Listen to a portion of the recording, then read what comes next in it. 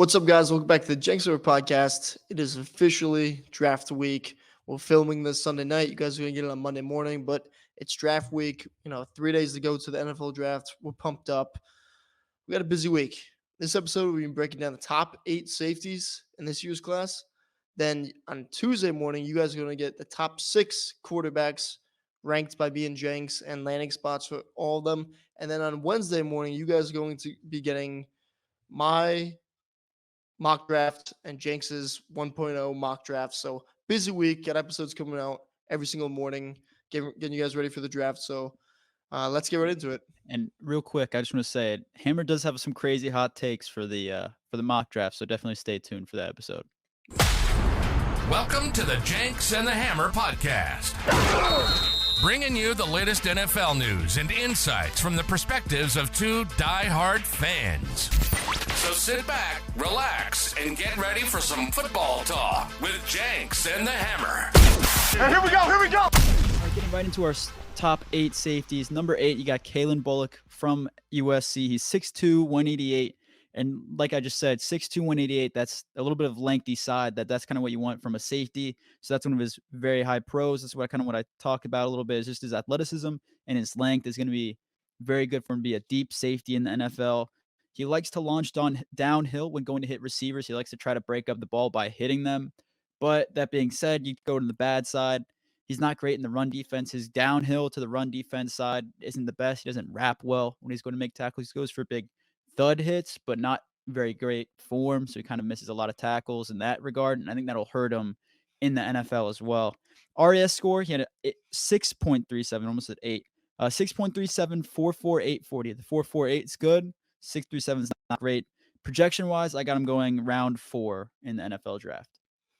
Yeah, I'm not the biggest fan of him. Not my type of safety, not my cup of tea. He's on the lighter side at 188 pounds, long and lengthy, like you said, which is good for a safety. But you know what? When you're not a very good tackler and you're that light, I don't know. I think there's just too many cons. Just not my type of player. I want a physical safety who's going to, has good pursuit and is going to go, fill the alley. So. And the next guy on our list, number 7, is definitely going to fill that alley. Malik Mustapha from Wake Forest, sitting at 5'10", 209 pounds, a little bit on the shorter side. But the number one thing with him is just his trigger. I mean, this guy, he's going to start 10, 12, 15 yards back, and he's not blitzing or anything. He's not rolling down the cover 3. But once that ball is snapped and he reads it and it's a run, he shoots it to the backfield and makes, TFLs. So he's got a really, really good trigger, good tackler, really good burst. The bad, he's going to work on his coverage, and he bites on the play action a lot because of this trigger. He's definitely, a box safety, strong safety. I really like him. I think he wouldn't be a bad pair with my Packers with Xavier McKinney. His RES score was 9.38. He went to 4.5, 4.40. So that's pretty good, right, for a box safety too. That's not bad at all. I got him going kind of late 3rd into round 4. Yeah, and I've seen a lot of people talk about his tackling. A lot of people have him as one of the top tacklers in this safety draft class, so he's definitely got that going for him.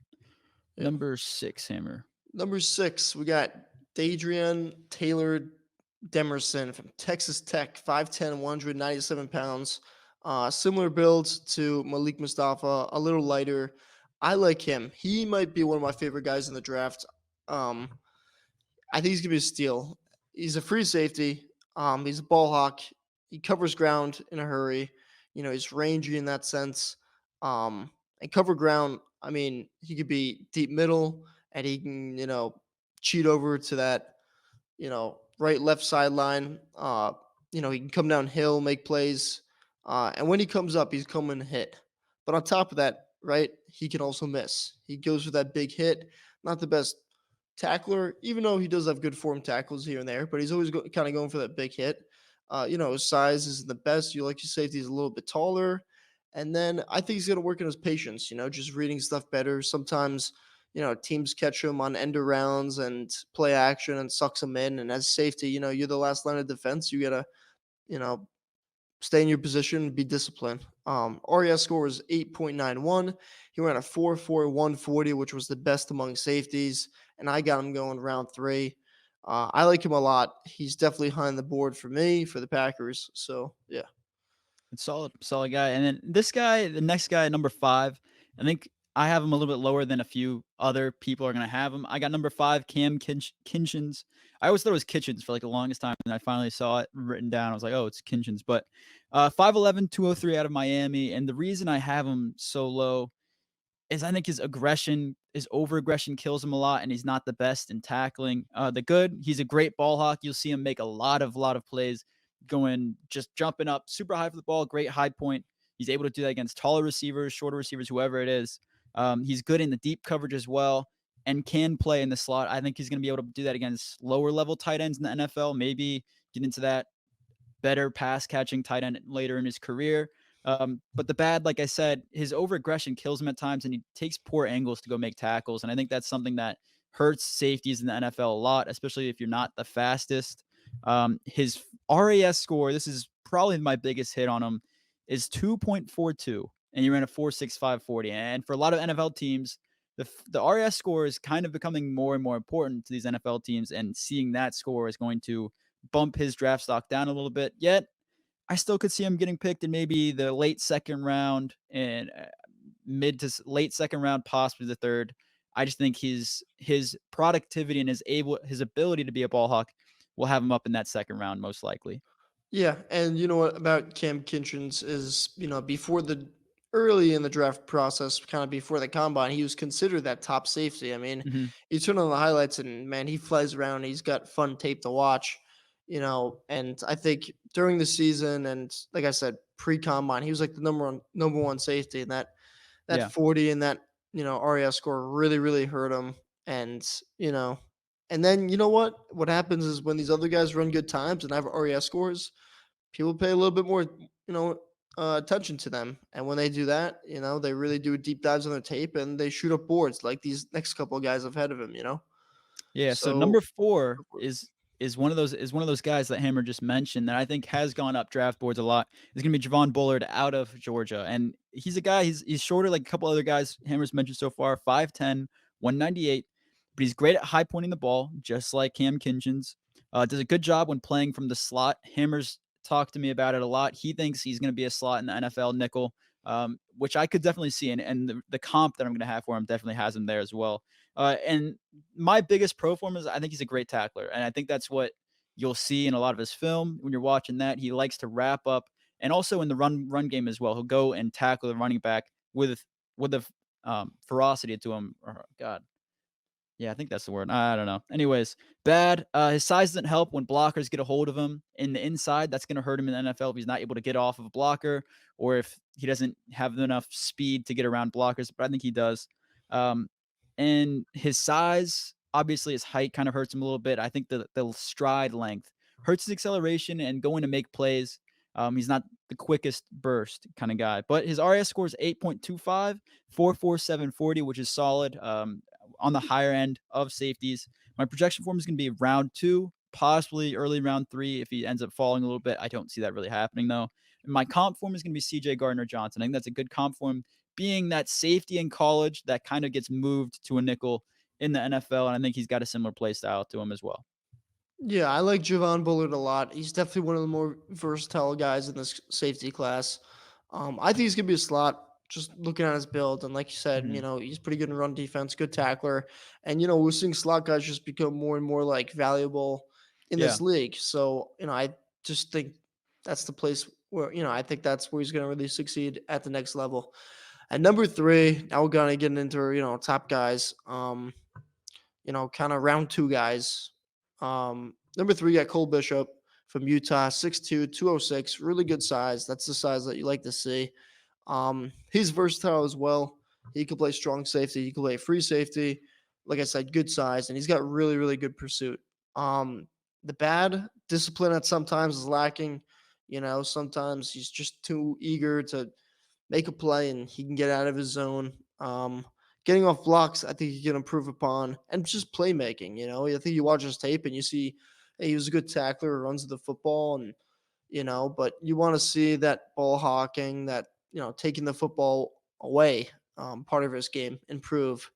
And you know what? That's tough to improve. That's not really something you can coach. Some players are just like that, and some guys just aren't. That's just the truth, you know. Adrian Amos, great example.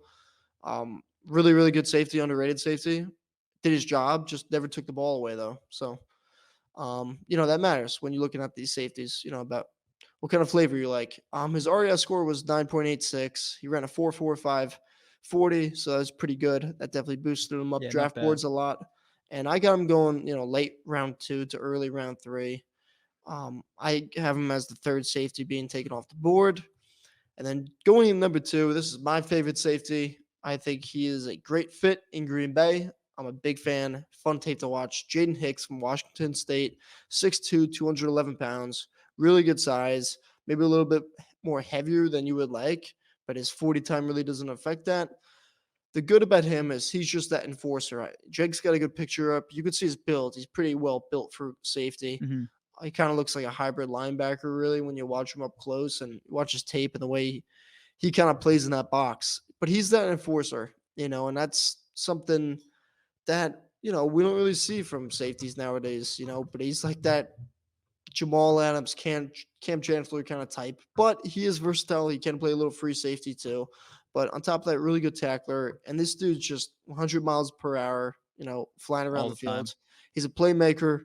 And like I said, he's versatile. The bad, I think, he's changed direction and can improve a little bit. Sometimes he's flat footed, uh, his coverage a little bit. And then, he bites on play action, kind of like Malik Mustapha. Really good trigger player, and sometimes that can hurt you. But RES score is 8.96. He ran a 4.5 40, which is really good, 4.5 flat. And I got him going late round 2 to early round 3. I really, really do like Jaden Hicks. In my opinion, he's the best. But this guy, Tyler Nubin, who we got at number 1, Jenks gonna break him down.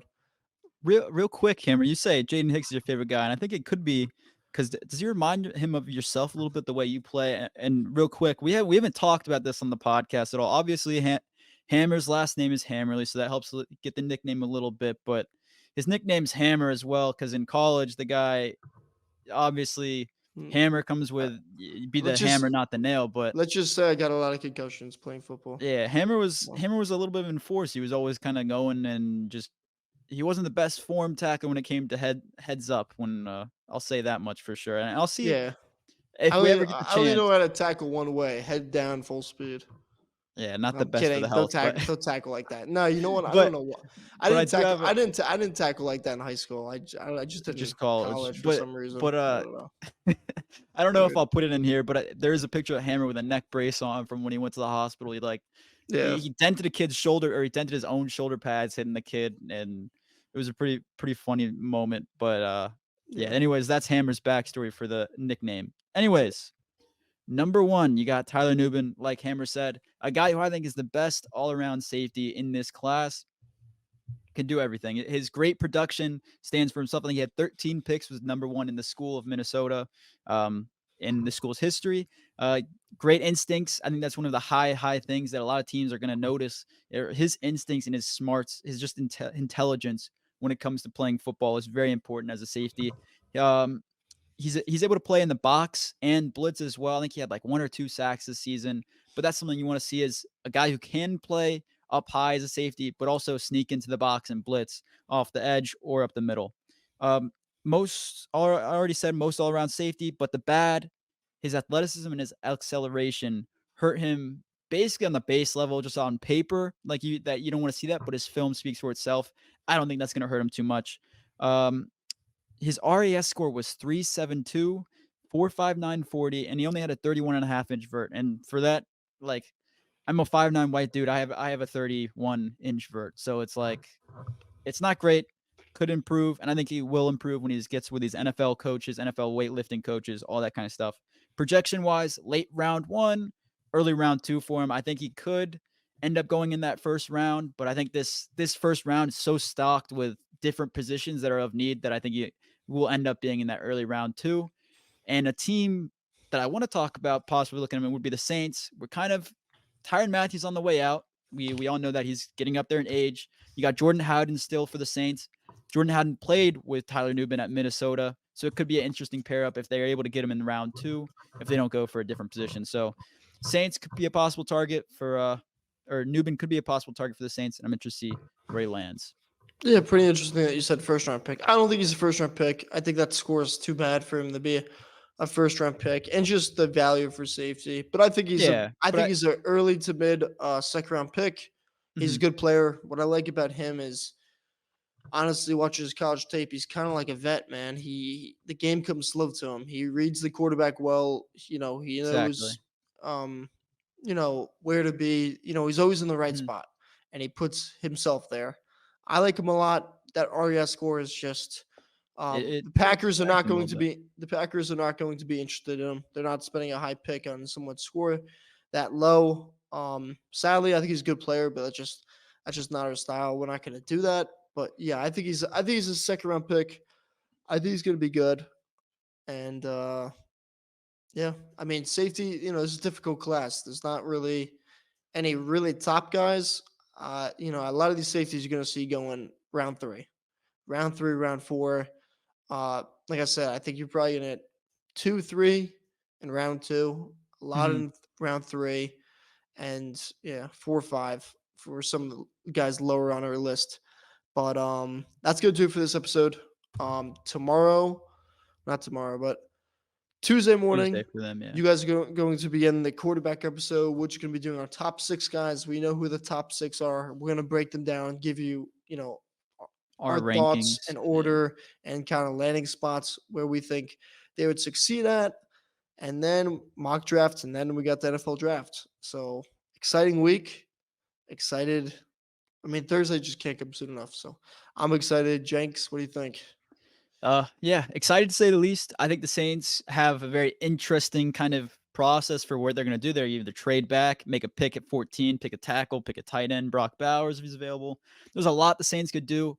I think we go Alu Fashanu, but it's just not 100% sure. You never know when it comes to the Saints. So I'm very excited, but like you said, Hammer, can't come soon enough.